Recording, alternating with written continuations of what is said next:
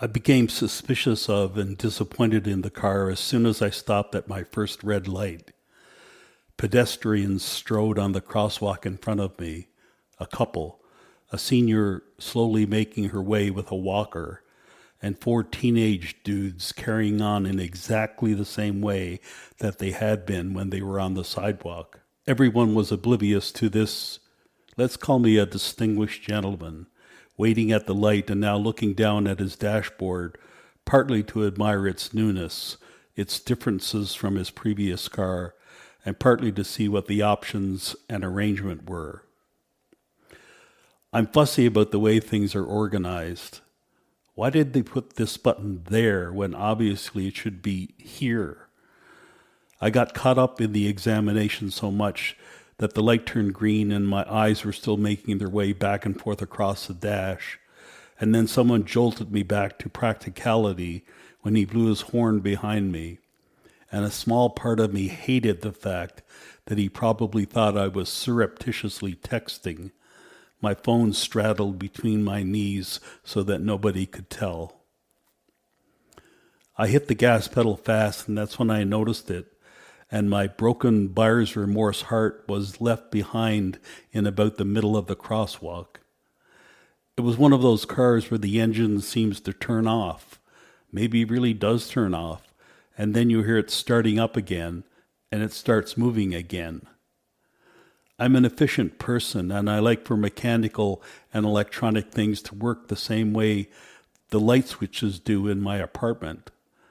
There's no delay when I click one. The light just comes on in the room. This whole thing soured me on the car in about a nanosecond, and my first instinct, because efficiency can mean wanting to immediately fix the problem, was to drive to the dealership and start ranting at the hapless sales rep about the undisclosed fault which they and the Federal Department of the Environment consider a feature. All I could imagine, though, is that in the course of a day I stopped, hundreds of times, and how is the starter going to survive more than a month with all this offing and onning? Sir, I was told, a little officiously if you ask me, nearly all cars manufactured today have this feature. That word again. It's an eco thing, he said, as if eco is a real word that people should be using in public. It's for the environment. I stopped listening by the time he had started his spiel about why this was not only a great idea, but also even required in new models. There's a solution, though, he said, and suddenly my ever-vigilant attention kicked back in, kind of like the engine when I was at that red light turning green, but faster. A button, he continued, and here I prepared myself for the worst, but it's going to cost $2,500 to modify it, or, but yours is the last model year where this can be adjusted. But the turned out to be a real fix, kind of, in the sense that it actually did work when you click this button on the lower dash. But the kicker is that you have to do that every time you get back in the car after having shut off the engine. I complained about this self-righteously, in the style of the old man who not only wants those damn kids to stay off his lawn, but keeps the beach balls and the badminton shuttlecocks that get bounced or hit into his backyard when the neighbors' kids are playing, noisily, often. If I'm not in the yard at the time, they know well enough from past encounters not to trespass. But if I am there, they nervously ask me to throw the thing back. But I lie transparently that nothing came over the fence. I know I'm lying, and so do they, and they don't ask a second time. I lightened up a bit at the car dealer when I thought, I could get used to pushing that button each time, like a ritual, right after I start the engine. I apologized to him for some of the words I had used, and for the few instances when my voice reached the level of what could only be called shouting, and shuffled out of the dealership while I heard tittering behind me. Would love to be able to turn that off, I thought.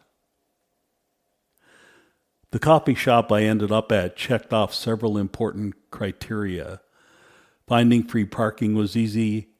They had Canadiano made from espresso beans that they roasted themselves. They had the elusive scones that seem so hard to find in this city of cakey muffins. And they had a basic and inexpensive breakfast sandwich on which everything was fresh, and the topper, literally and figuratively, was arugula. My God, it was all so delicious.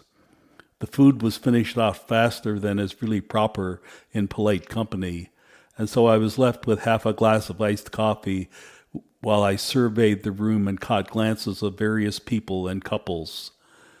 The plants really stood out in the place, some of them a good 2 or 3 meters high, and I didn't like that some of the leaves at the top were brown, perhaps moribund, perhaps already dead.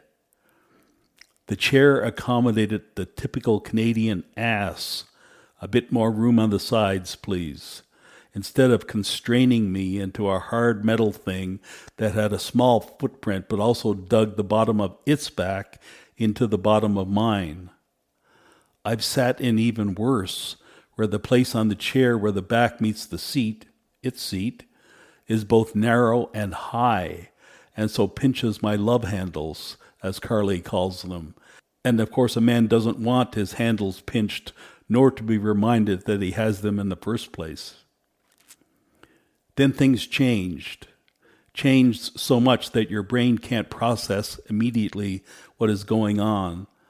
But by the time mine had done its work, I could see that there was a skinny young man at the cash register with a very bulky gun in his hand.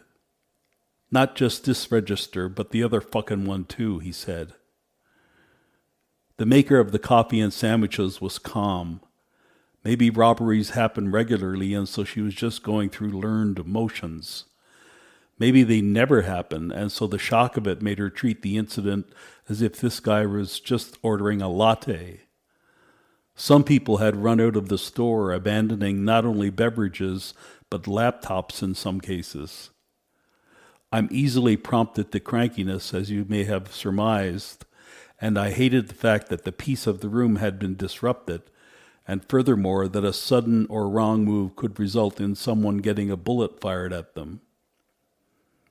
I remained in my seat, and even as I drew the Canadiano toward my mouth for one of the last sips, I said, not that loudly, but audible because there was absolute silence in the room, "Hey, shit stink, take whatever money you've got from that one register and fuck off out of here." The silence got more silent. He looked at me, up and down and sideways. I think he was trying to see if it were an even bigger gun that was giving me the oomph to say what I said, to say anything. He saw nothing except a man laying his now empty glass onto his table. "What the fuck did you say?" "I think you heard me, dickweed. Haul your skinny little ass out of here and use some of the money to buy a fucking belt, for fuck's sake." At that point, he started to walk toward me, and I didn't even follow him with my eyes. I was looking down at the concentric circles that the coffee glass had made due to the lack of coasters.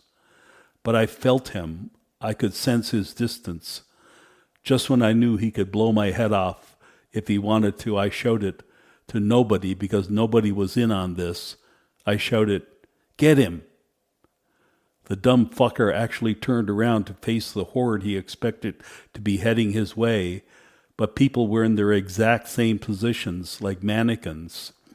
That's when I kicked the bottom of his hand, and the gun hit the corner of a counter in an odd way and then fell straight down onto the floor. The calculators started working fast in everyone's head, and, led by a guy at least twice his size, maybe 7 or 8 people jumped on him. Money was restored, the police were called, and he got a gratuitous kick in the forehead from the guy with the Marilyn Manson boots who had been sitting alone in the corner. I couldn't think of how I could just stay there and order another cup, and so I retrieved my soiled dishes from the table and put them in the little tub they had for that purpose. I walked out slowly, feeling eyes on me, hearing words here and there. Hero, I think, and holy fuck, and who was that masked man? It made up completely for the tittering at the car dealership.